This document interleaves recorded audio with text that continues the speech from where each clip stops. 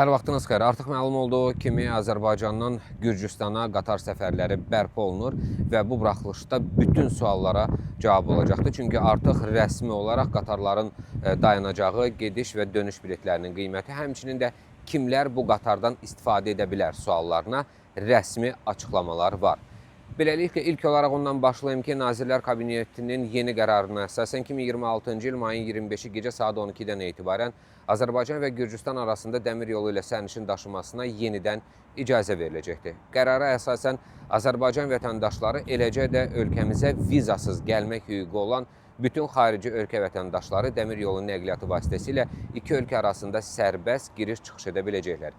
Yəni, sərnişin qatarından təkcə Azərbaycan və Gürcüstan vətəndaşları deyil, həmçinin də Rus vətəndaşları və digər ölkələrin vətəndaşları da istifadə edə bilər. Qatarlara gəlincə isə Bakı-Tbilisi-Bakı marşrutu üzrə sərnişin daşımalar müasir İsveçrə istehsalı olan Stadler qatarları ilə həyata keçiriləcəkdir və Azərbaycan dəmir yollarından verilən məlumata görə yeni vaqonlar 2019-cu ildə istismardan çıxarılan köhnə heyətlə müqayisədə daha yüksək komfort, müasir interyer və beynəlxalq standartlara uyğun xidmət imkanları ilə seçilir. Bəs qiymətlər necə olacaq sualına da artıq rəsmi açıqlama var. Beləliklə, Bakı-Tbilisi istiqaməti üzrə biletlər 81 manatdan başlayacaq.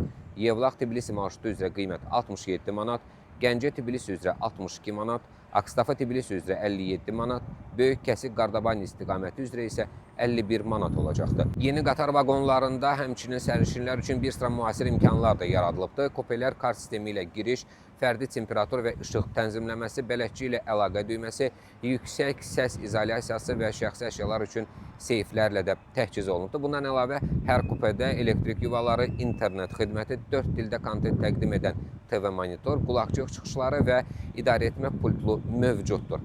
Sərnişinlər təmiz yataq dəsti, səfər paketi, duş kabinesi, multimedia xidmətləri və internetlə də təmin ediləcəkdir. ADY rəsmiləri bildirir ki, bütün bu xidmətlər beynəlxalq standartlara uyğun şəkildə təşkil olunubdur və sərnişinlərin rahat səfəri üçün nəzərdə tutulubdur.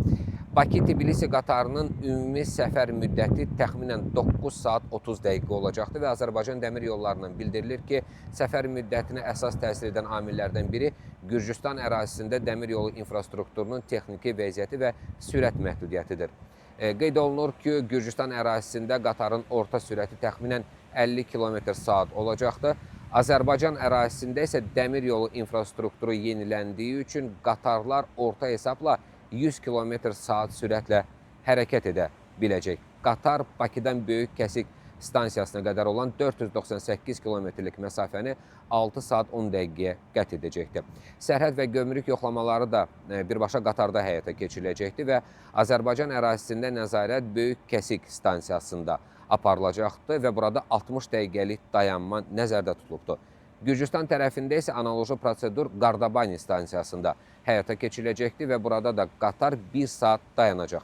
Hər vaqonda sərhəd və gömrük əməkdaşları üçün xüsusi iş yerləri də ayrılıbdır.